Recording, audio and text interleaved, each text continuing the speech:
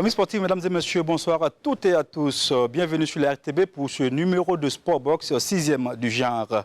Depuis 2008 et l'instauration de la célébration tournante des festivités du 11 décembre, les villes hôtes bénéficient d'infrastructures sportives, notamment un stade et parfois un plateau omnisport. Toutefois, la ville de Dori, qui accueillait le 11 décembre 2013, n'a jamais vu son stade. Ajoutez à ce cas la mauvaise qualité de la plupart de ces réalisations. Et que dire de la gestion de l'ensemble des infrastructures sportives de la trentaine de disciplines que compte le Burkina Faso? La Maison des Arts Martiaux, le Palais des Sports de Ouaga 2000, le Stade du 4 août de Ouagadougou ou encore le Stade Sangoulé, la Mizana de Bourg-Glasso pâtissent tous d'une gestion plus ou moins approximative. Autant le dire, la politique des infrastructures sportives a du plomb dans l'aile, si bien que l'on est en droit de se demander où se situe le problème. À qui imputer la mauvaise qualité de certaines infrastructures? Le commanditaire ou le prestataire? Qui s'occupe de la gestion des infrastructures et comment? Quelles perspectives pour les infrastructures de qualité? Pour répondre à toutes ces questions, le chef du département des sports et loisirs, Daouda Azoupiou, est avec nous sur ce plateau. Bonsoir, monsieur le ministre. Bonsoir. Juste en face du ministre, nous avons donc le président de la Fédération burkinabé de football, monsieur Sita Sangaré. Bonsoir. Bonsoir, Modeste. Et puis, à côté du ministre, il y a Salif Gigma, qui est journaliste Horizon FM. Salif, bonsoir. Bonsoir Modeste, bonsoir à tous. Et puis pour terminer, nous avons Issouf Fayama, observateur indépendant de sport. Bonsoir Issouf. Bonsoir Modeste. Voilà. Pour planter donc le décor de ce 6e numéro de Sportbox, Jérôme Tendrebego nous fait l'état des lieux des infrastructures sportives au Burkina Faso. Toutes disciplines confondues, parsemées dans le paysage sportif burkinabé avec 3 grandes étapes de développement. Les 2 premières infrastructures réalisées avant l'indépendance sont le stade Mogonaba, construit en 1953, devenu stade Joseph Konombo de Ouagadougou, et le stade Wobi de Bourg-Glasso, construit en 1954. Il fallait attendre 30 ans après pour voir un stade moderne sorti de terre, le stade du 4 août de Ouagadougou. Dans la perspective de la CAN 98 que le Burkina devrait accueillir en 1997, le stade municipal de Ouagadougou est rénové et Bobo est doté d'un nouveau stade, le stade Sangoulé-La Mizana. Le choix de renforcer l'offre en matière d'infrastructures sportives accessibles est soutenu par le projet Un village, une équipe sportive. 73 terrains de football et plus de 21 plateaux omnisports sont construits à travers le pays entre 2000 et 2006. Parallèlement, la mise en œuvre de la politique nationale du sport PNS et plus tard la politique nationale des sports et loisirs PNSL fait exploser la quantité des infrastructures en tout genre avec une double inégalité. 268 infrastructures pour la région du centre contre 39 pour le plateau central en 2019. Sur la même période, le football s'accapare 853 des 1364 infrastructures.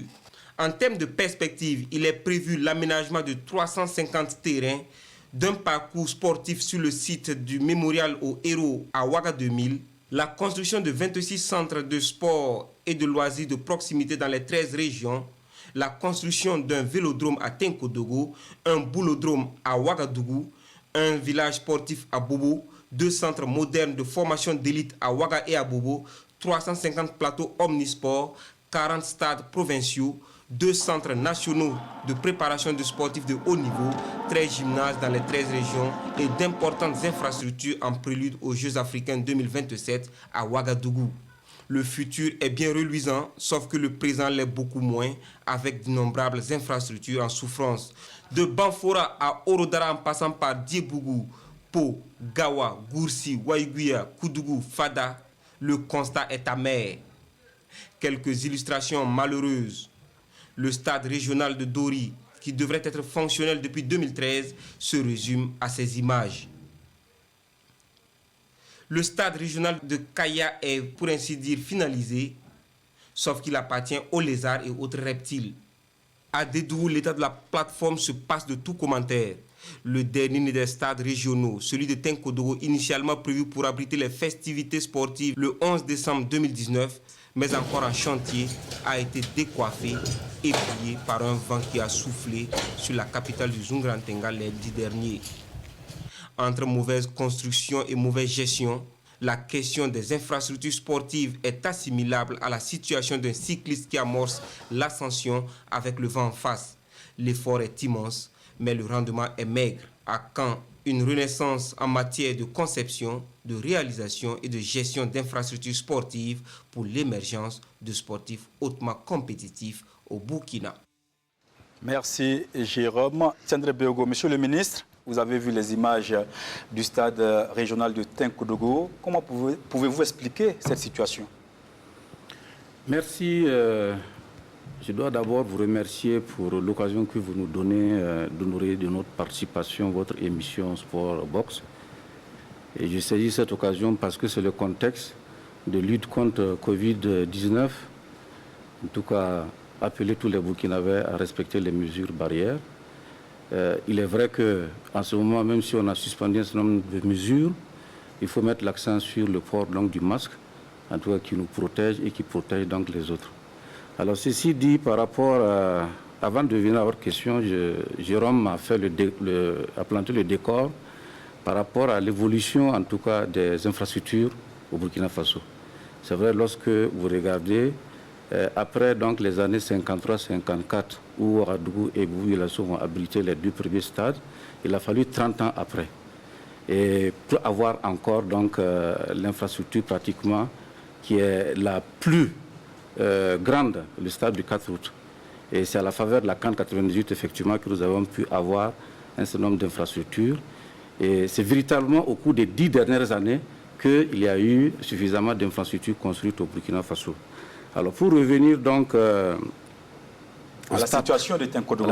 La situation de Tenkodoro, le stade de Tenkodoro a été construit dans le cadre donc des infrastructures que l'État réalise pour accompagner les populations dans l'organisation donc des festivités.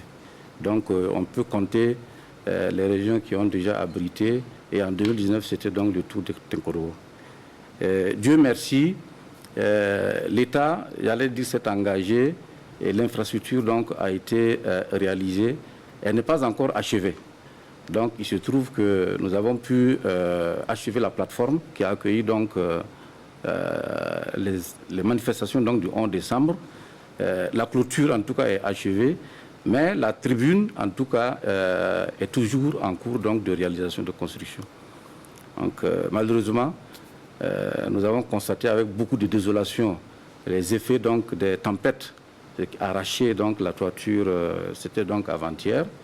Et bon, très rapidement, nous avons envoyé une mission qui comprend donc toutes les parties prenantes. Je veux parler des acteurs principaux, qui sont donc le laboratoire, qui est la superstructure au Burkina Faso chargée donc de la qualité, le bureau de contrôle et l'entreprise, évidemment accompagné donc des cadres du ministère, et puis la presse y était, pour donc très rapidement faire un diagnostic et nous permettre les jours à venir certainement de pouvoir analyser et nous dire quelles sont les origines ou encore qu'est-ce qui a véritablement créé donc ce sinistre-là.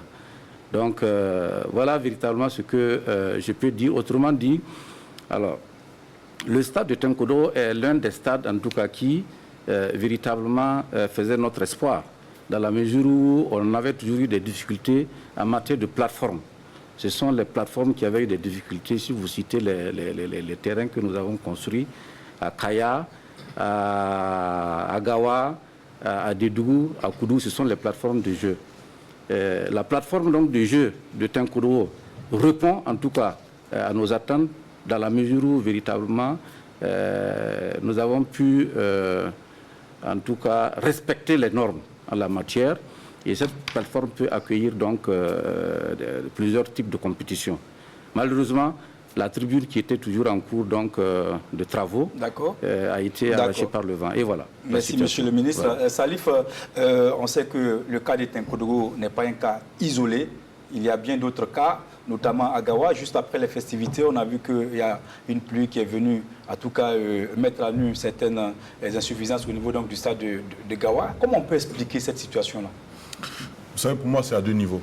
Vous parlez de Gawa, je voudrais d'abord même rappeler que, comme l'a dit Jérôme dans le reportage, ça commence par le stade Arba Diallo de Dori, où, voyez-vous, les responsables de la mairie disent avoir contribué à hauteur de 75 millions, je crois, dans la construction de ce stade. Après, le gouvernorat a rétrocédé la gestion au conseil régional. Du coup, ça fait deux choses, c'est-à-dire la qualité des infrastructures, donc sur la crédibilité même se pose sur comment je vais dire, le choix opéré par rapport aux entreprises qui construisent ces infrastructures, d'une part, et d'autre au niveau de la gestion, qui fait que une infrastructure sportive est faite pour être utilisée. Parlons déjà de la qualité d'infrastructure qu'on a, notamment au niveau donc, de la construction de ces infrastructures. Il y a beaucoup d'infrastructures quand même qui sont en souffrance, Jérôme l'a dit. Comment se fait-il, monsieur le ministre, on va revenir à vous, comment se fait le choix d'abord de l'entreprise chargée de la construction de ces infrastructures-là? Je dois d'abord dire que pour les infrastructures en souffrance, nous en avons compté, c'est Kaya, c'est Koudougou, c'est Dédougou, c'est Gawa en partie, parce qu'en ce moment là, le terrain de Gawa est utilisé, et c'est surtout les plateformes de jeu qui posent problème. Voilà. Autrement dit, quand vous parlez du stade du Dori, le stade du Dori est inachevé, mais il n'a pas de difficulté dans la mesure où il n'est même pas mis à utilisation. Pourquoi c'est pas fini, puisque c'était prévu pour se construire en 2013? Justement, alors je voudrais vous rappeler que c'est dans le cadre du 11 décembre que le stade du Dori a été construit. Et le budget est annuel. C'est-à-dire qu'à l'époque, on avait positionné, donc, alloué donc, de l'argent pour construire donc, le stade. Malheureusement, si les fonds alloués n'étaient pas suffisants pour construire l'ensemble de l'infrastructure, qui comprend donc la clôture, la plateforme et puis la tribune, alors on s'était limité en son temps à construire rien que la clôture en attendant de positionner. Alors, et comme vous le savez, l'année qui a suivi, c'est une autre région qui devait accueillir donc les festivités. Il fallait donc positionner les ressources pour investir dans ce sens. Et comme on ne pouvait pas investir donc, sur deux régions à la fois, c'est ça qui fait que d'année en année, jusqu'à preuve de contraire, Dori, malheureusement, n'a pas pu bénéficier de suffisamment d'argent pour qu'on puisse achever donc, les infrastructures restantes. Autrement dit, là où nous avons des difficultés, je dis bien que ce sont les plateformes de jeu, et je dois vous expliquer que jusqu'à preuve de contraire, le Burkina Faso ici, on n'avait pas l'habitude, en tout cas, des terrains gazonnés, la construction des terrains gazonnés. Voilà. Et lorsque nous avons commencé, malheureusement, il faut reconnaître qu'il y avait des insuffisances. D'abord, au niveau même de la maîtrise d'ouvrage, c'est-à-dire au niveau du ministère, on n'avait pas suffisamment l'expertise, ça il faut le reconnaître. Ce qui fait que, alors, au niveau des TDR qu'on élaborait, il y avait des insuffisances. Donc, les bureaux d'études, effectivement, réaliser les études avec des insuffisances. Et dans la mise en œuvre, les entreprises également n'avaient pas la technologie, ne maîtrisaient pas, parce que c'était nouveau. Alors, il se trouve également que ce qu'on allouait comme ressources, alors, n'intéressait pas les entreprises extérieures. Ce n'est pas suffisant pour que les gens viennent d'ailleurs pour se missionner. Donc, ça fait que ce sont les entreprises locales qui compétissaient et qui gagnaient. Malheureusement, au niveau de la pose du gazon, il y avait des insuffisances. C'est ça qui a fait que, justement, au niveau de Kaya, alors, il y a vraiment des insuffisances parce que le gazon a été posé sur un terre-plein sans que, véritablement, on puisse respecter les normes qui consistent à deux types de drainage. D'accord, monsieur le ministre, voilà. On a bien compris. Alors, Fayama, est-ce que vous comprenez un peu toute cette façon de faire et finalement, on ne fait que construire des stades qui ne servent pratiquement pas? Parce que, Jérôme l'a dit, hein, ce sont les LISA et autres voilà, qui se retrouvent là-bas. Est-ce que vous comprenez ça? Bon, disons que moi, pour le commun des mortels, hein, alors quand on voit que l'État fait autant d'efforts, on investit beaucoup d'argent pour réaliser des infrastructures, et qu'à l'arrivée, on se retrouve encore chercher de l'argent pour réinvestir, pour attraper les malformations qu'on a eu donc à constater dans la réalisation. Et ça, c'est quand on a eu la chance que l'ouvrage a été achevé. Et le problème, c'est que quand vous écoutez, j'ai écouté le ministre tantôt, et il y a quelque chose qui m'a fait sourire.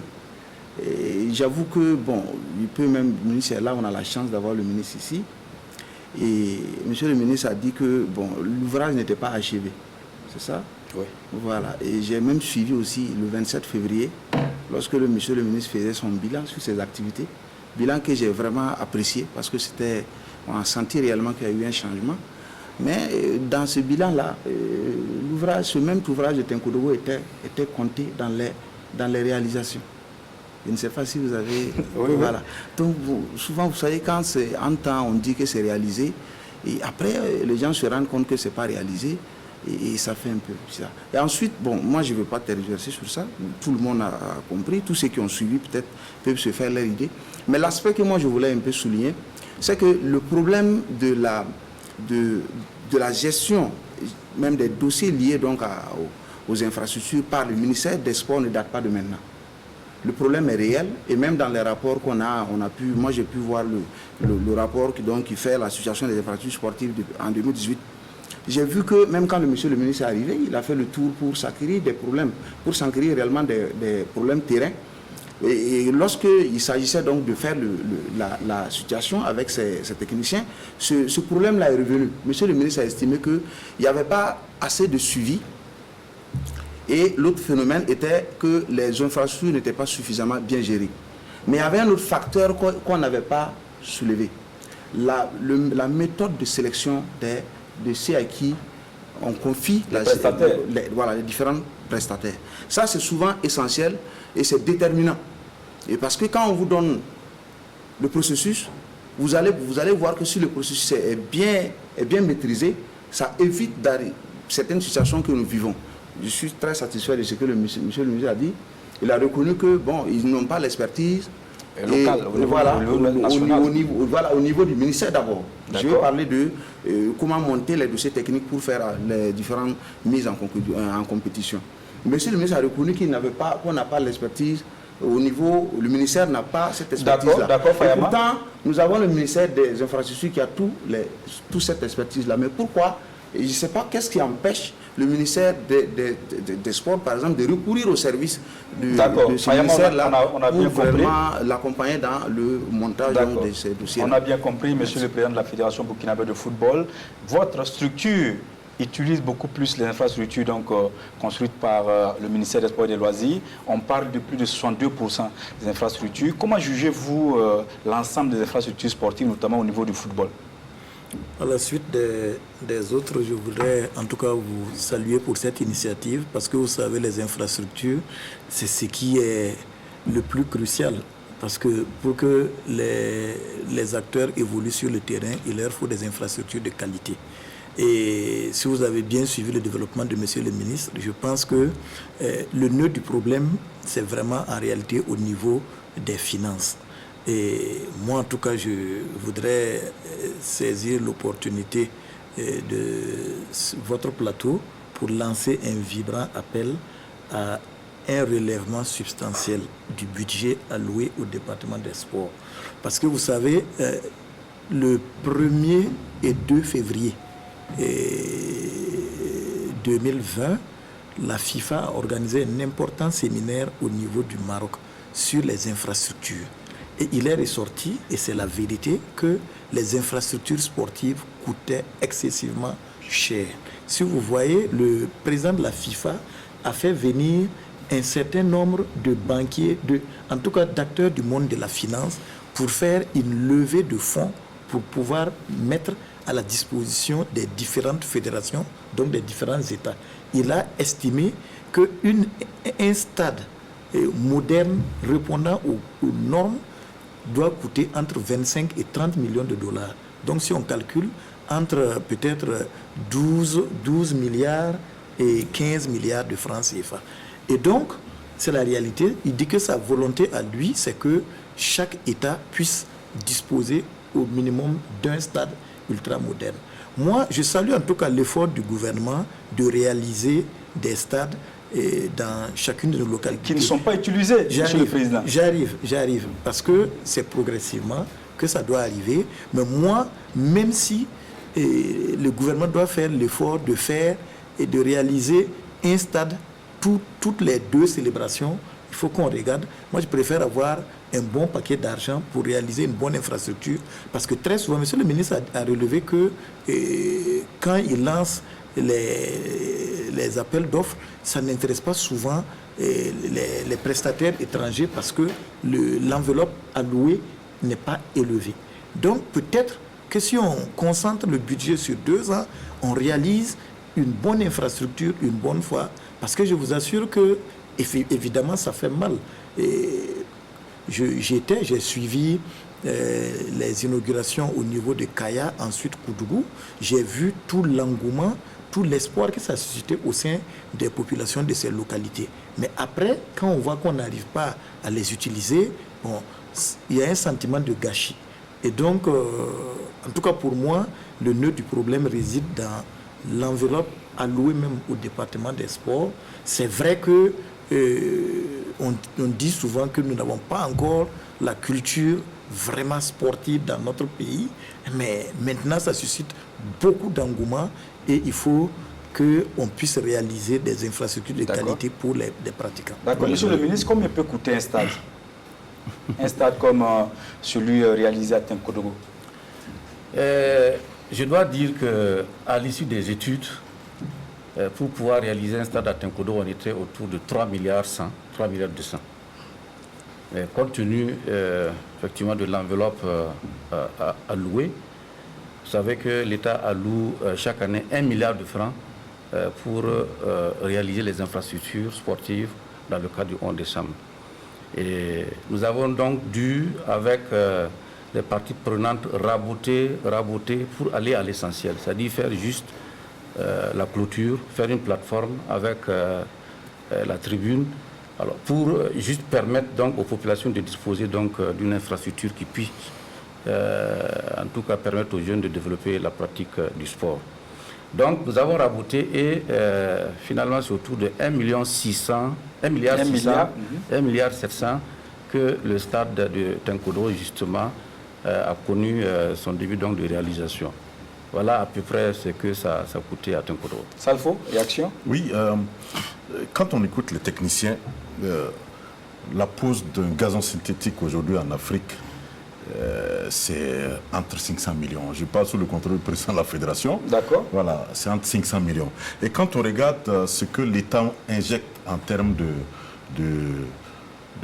gazon synthétique au niveau de ces infrastructures, je ne sais pas trop, mais j'ai lu quelque part que ça tourne autour de 200-300 millions. Oui, mais même le Ghana à côté, monsieur le ministre connaît très bien le Ghana. Le Ghana à côté réalise ses stades au niveau des régions à hauteur de 500 millions. Absolument. Et je voudrais donc appuyer ce que le président Sita Sangare a dit tout à l'heure. S'il faut aller à une réalisation toutes les 2 célébrations, on gagnerait donc à capitaliser les moyens à ce niveau. Sinon, ce qui se passe, c'est qu'on va rattraper le retard, peut-être avec autant d'argent qu'on a utilisé pour la construction. Et vous savez également que c'est un peu du saupoudrage qui se fait, si bien que les énergies et les moyens ne sont pas capitalisés pour sortir des infrastructures à même de tenir dans le temps. Parce que c'est chaque année, ça va très vite et en réalité, les travaux, c'est entre 6 et 7 mois. Et c'est compliqué souvent quand vous êtes amené à tenir tout ça. Et je voudrais aussi ajouter une chose. Oui, pour le problème lié donc aux ressources humaines, on n'a pas d'experts et tout.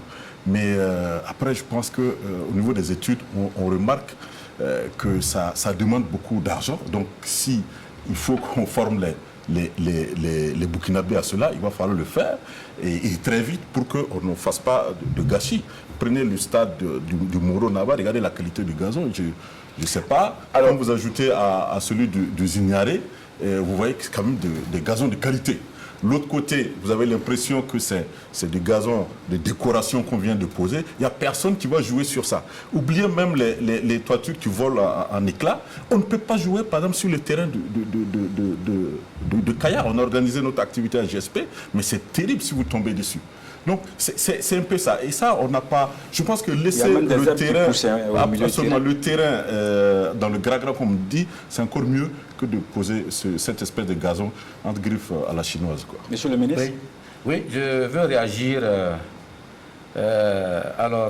Mon ami a dit que le ministre a fait le tour des régions. C'était en 2018 lorsque je suis arrivé.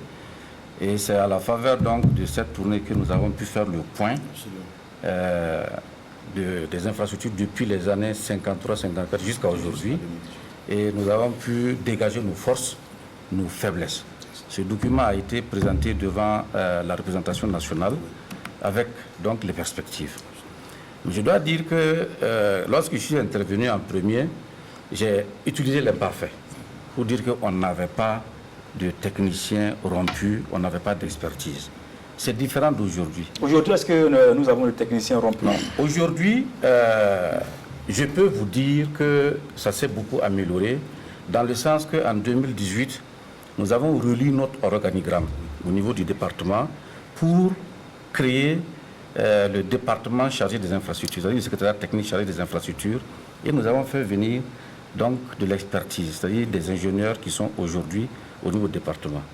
Mieux, nous avons envoyé des collaborateurs qui sont au niveau du fonds au Maroc et qui se sont formés justement à la pose du gazon synthétique. Donc, pourquoi vous ne travaillez pas avec les techniciens du ministère des Infrastructures? Non, les techniciens du ministère des Infrastructures ne sont pas des spécialistes du gazon. J'ai dit ici que nous n'avons pas de problème de béton. Ce n'est pas une affaire de béton. C'est une affaire... Mais des toitures... non, la toiture, ça fait exception. À Gourcy aussi... non, la toiture de Kaya est là. Celle de Gawa est là. Celle de Dédou est là. Je vous dis qu'il y a eu un vent qui est intervenu et malheureusement, les travaux continuaient toujours. Ça veut dire que peut-être que la toiture n'avait pas encore toute la consistance nécessaire et le vent l'a emporté. Mais on a dit que des analyses plus poussées permettront de savoir exactement quelles sont les causes réelles. D'accord, mais a priori, en tant que profane, c'est ce que nous disons. Parce que si vous regardez par exemple la tribune, elle est d'une certaine hauteur et tout autour donc, du stade, il n'y a pas de maison, il n'y a rien, il n'y a pas d'arbre. C'est-à-dire qu'un vent qui vient à tout casser, c'est la tribune qui prend le coup, vous le savez très bien. Plus on monte en hauteur, moins on est équilibré. Donc il faut reconnaître que c'est différent, par exemple, des cases rondes qu'on construit, lesquelles le vent ne pénètre pas, et alors si le vent ne pénètre pas, comment est-ce qu'il va sortir? Donc c'est pour dire que tous les dossiers au niveau du ministère, tout à l'heure vous avez posé la question comment ça se fait, c'est généralement un appel d'offres ouvert. Et vous savez très bien comment ça se passe, comme je l'ai dit, on élabore donc des TDR. Des TDR, on va aux études. Et généralement, des TDR même aux études, ça implique des techniciens et même d'autres ministères. Et c'est ça qui est important. Dans la mise en œuvre, tout à l'heure, je disais que le laboratoire a été impliqué.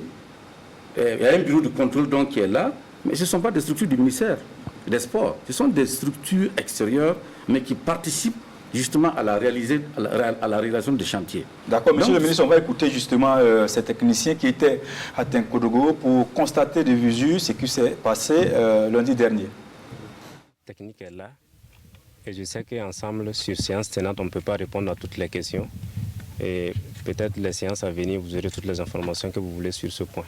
En tant qu'un acteur du domaine, je peux dire que le chantier est toujours en cours et nous sommes toujours en exécution. On ne peut pas dire qu'on avait fini, que c'était réceptionné, c'est toujours en exécution. Donc tous ces éléments peuvent arriver d'un moment à l'autre. Nous sommes dans une période de fort vent aussi, ce qui explique cela pour les problèmes de toiture. Ce matin, c'est d'abord une mission pour constater le désastre qui est arrivé et après maintenant, sur une autre séance, sur séance tenante, on ne peut pas répondre à toutes ces questions. C'est après maintenant discussion ensemble, en équipe technique, on peut répondre à toutes ces questions. Comprendre qu'est-ce qui n'a pas marché, qu'est-ce qu'il faut revoir. Ce serait actuellement très prématuré de tirer, je ne sais pas quoi que ce soit comme conclusion. C'est des travaux en cours et on a la pleine résistance donc, de l'ouvrage seulement quand c'est fini. Alors je crois qu'il faut un peu de temps, encore un peu plus de temps là pour faire un diagnostic très sérieux. Comme l'a dit mes prédécesseurs, ça veut dire que quand un phénomène arrive comme ça, sur place, on ne peut pas dire qu'est-ce qui n'a pas marché. surtout qu'un chantier en cours, est-ce qu'on avait fini de mettre en place toutes les dispositions? Non, puisque le chantier est en cours. Donc aujourd'hui, ce problème qui est arrivé, ça nous permettra de venir faire une étude technique pour voir qu'est-ce qui n'a pas marché et quelles sont les solutions qu'il faut trouver. Parce que sur le champ, commencer à vous dire non, voilà, telle ou telle chose n'a pas marché, bon, ça sera vous mentir. Voilà.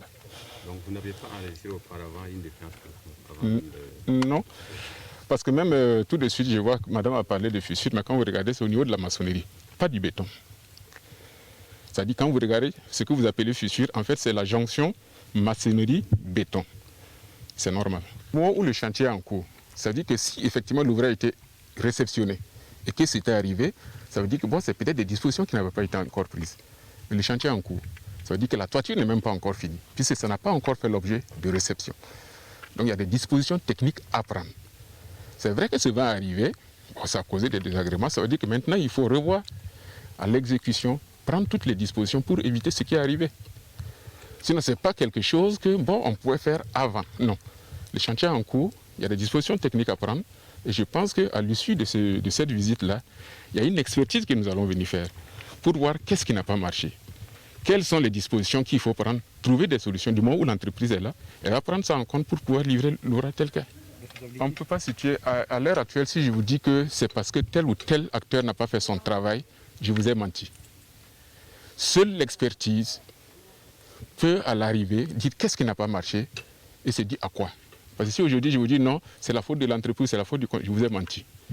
Et ça, en tant que technicien, je pense que ce n'est pas cette première visite qui va me permettre de situer les responsabilités. Non. C'est arrivé depuis avant-hier. Et ce n'est qu'aujourd'hui on a pu arriver sur le terrain. Donc je pense que vous pouvez nous donner encore le temps de mieux regarder parce que vous donnez aujourd'hui un délai. Si ce délai arrive et que ce n'est pas fait, vous allez dire, ah voilà, vous avez donné tel délai et ce n'est pas fait. Ce n'est pas une chose aussi simple. Alors, monsieur le ministre, on a bien vu ce que les techniciens ont dit. Est-ce qu'il y a un suivi à votre niveau et comment ça se passe? Bon, le suivi, là, c'est le contrôle. Il y a un bureau de contrôle qui représente donc l'État et qui défend les intérêts de l'État et qui rend compte à l'État. Voilà. Maintenant, comme je l'ai dit, alors, le bureau de contrôle travaille également avec d'autres structures, notamment le laboratoire, qui, à chaque étape, valide pour qu'on puisse continuer. C'est ça aussi qui est important. Mais je dois vous dire que le stade de Tinkodo n'a pas été réceptionné. Il n'y a même pas eu la pré-réception. Et comme on l'a dit, c'est dans l'urgence que ces infrastructures-là sont réalisées. Et on a dû interrompre en décembre, juste pour permettre donc l'organisation donc du match. Et après ça, nous avons remis l'infrastructure entre les mains de l'entreprise et les travaux donc continuaient. Et c'est au vu justement du travail qui va être fait et du compte rendu qui va être fait par donc la structure chargée du contrôle que la réception, pré-réception va être faite avec toujours les garanties. D'accord, monsieur le ministre. Alors, monsieur le président, on va parler maintenant des infrastructures à votre niveau, au niveau de la Fédération burkinabé de football. Il y a des projets FIFA Call, FIFA Forward.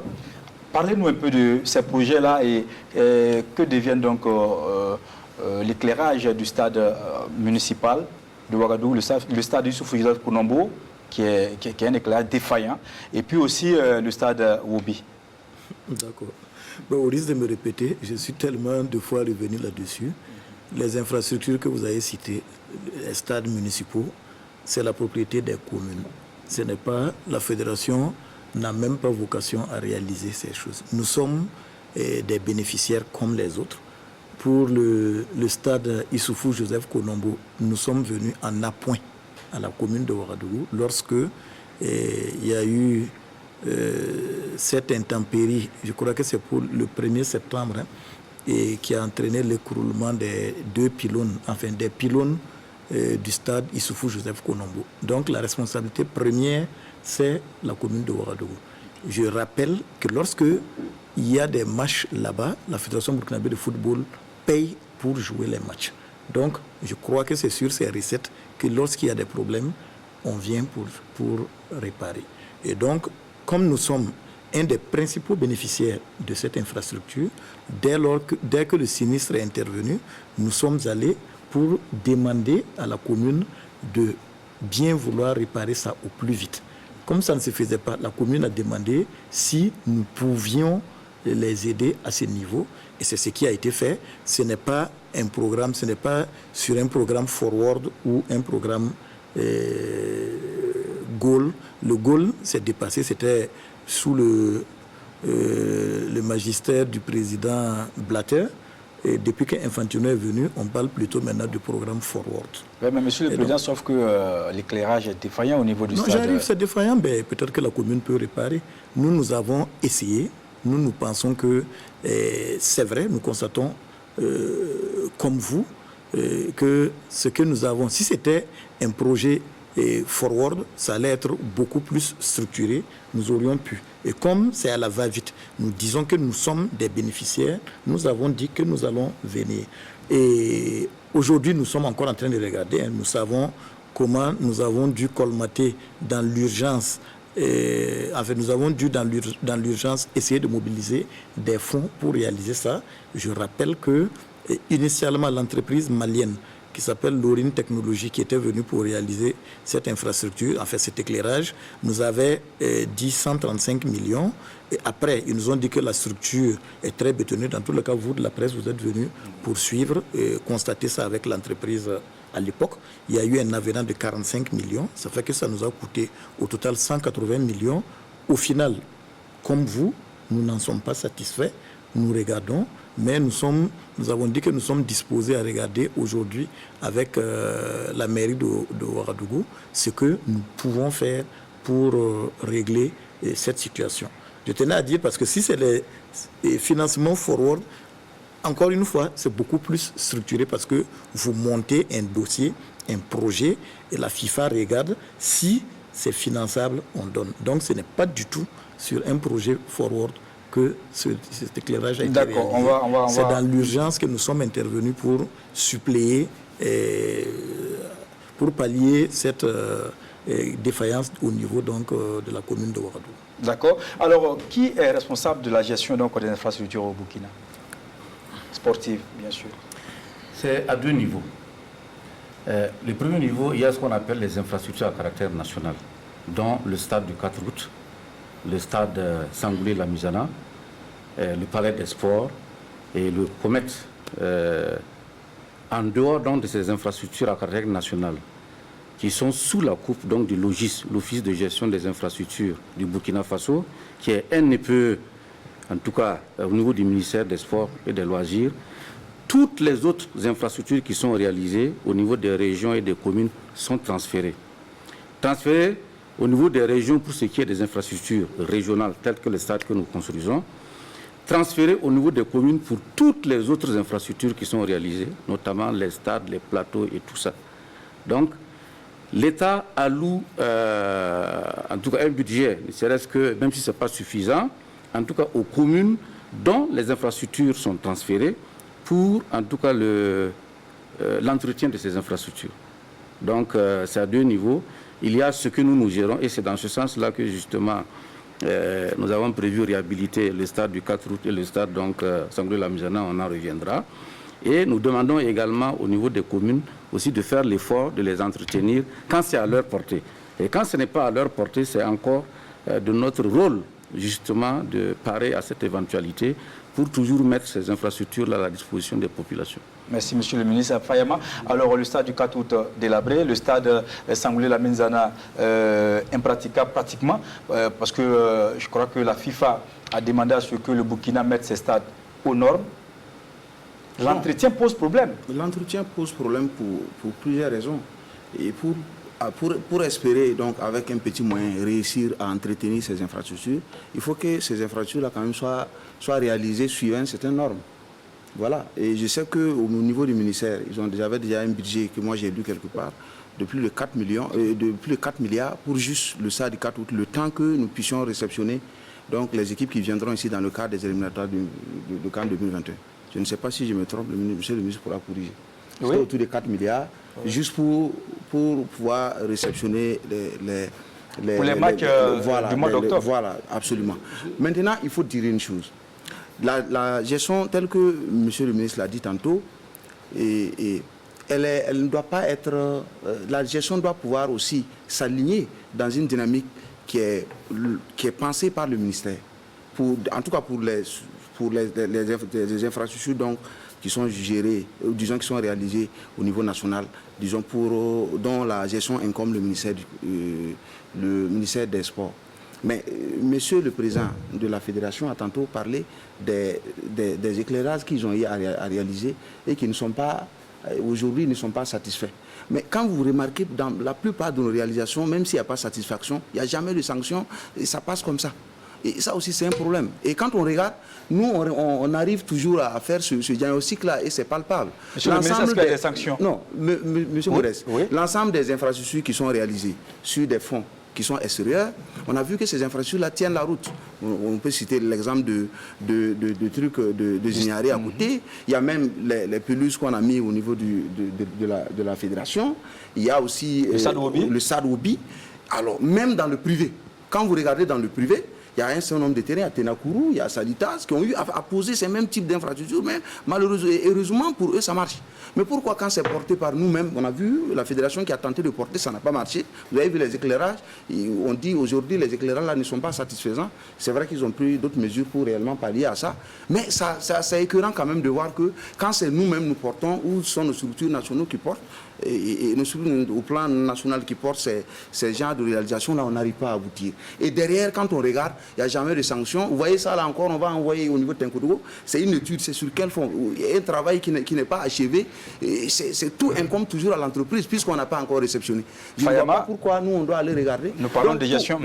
Pour parler de gestion, il faut s'assurer que la réalisation est correcte. Quand on a une infrastructure correctement réalisée, la gestion, même si on a un peu de moyens, puisqu'on a parlé tantôt du problème de moyens, puisqu'il est clair aujourd'hui que si on ne revoit pas le budget du ministère, il sera difficile plus tard pour le ministère de faire face à toutes ces exigences-là.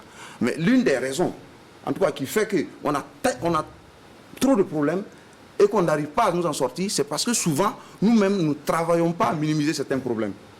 Et la question de la gestion, le ministre a dit que c'est pareil à travers un NPE.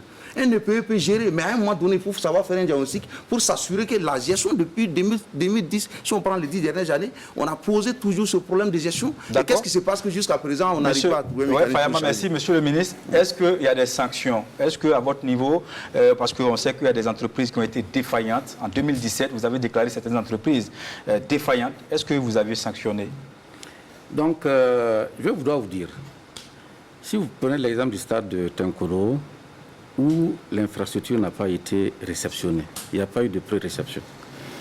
C'est-à-dire les dégâts que nous avons constatés incombent à l'entreprise. C'est tout à fait juste. Il n'y a même pas de discussion là-dessus. Donc, elle est obligée de se remettre au travail, en tout cas pour rendre cette infrastructure-là de qualité. C'est elle qui paye la facture? C'est l'entreprise qui gère.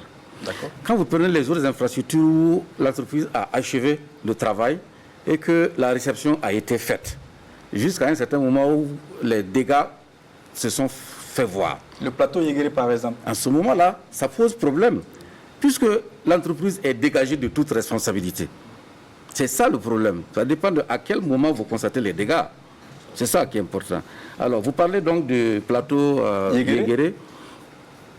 Quelques jours après son inauguration, effectivement, il y a eu des insuffisances. Parce que des jeunes sont allés pour jouer au basket. Un jeune qui a sauté, qui a attrapé le cerceau, secoué, et il est revenu malheureusement avec le cerceau là à terre. Oui. Alors, on ne jette pas ici le bébé avec l'eau du bain. C'est ça, il faut faire la part des choses. Toute l'infrastructure n'est pas mauvaise. Il arrive souvent que nous aussi, pour faire la promotion de nos entreprises locales, de ceux également qui font tourner l'économie, tels que les soudeurs et autres, parce que c'est ça aussi. Alors, il y a des matières, des matériaux qui sont commandés donc à ce niveau pour permettre à l'économie donc de tourner. Parce que, d'abord, ainsi nous devons commander tous les intrants là de l'extérieur. Ça va coûter très cher. Et ce n'est pas évident que justement ceux qui sont là et qui doivent tourner, qui doivent vivre aussi, puissent marcher. Donc c'est pour cela que certains matériaux sont commandés localement. Et malheureusement, quand ce n'est pas très bien fait, il y a des dégâts. Donc c'est ce que nous avons constaté au niveau du plateau Yéguéré.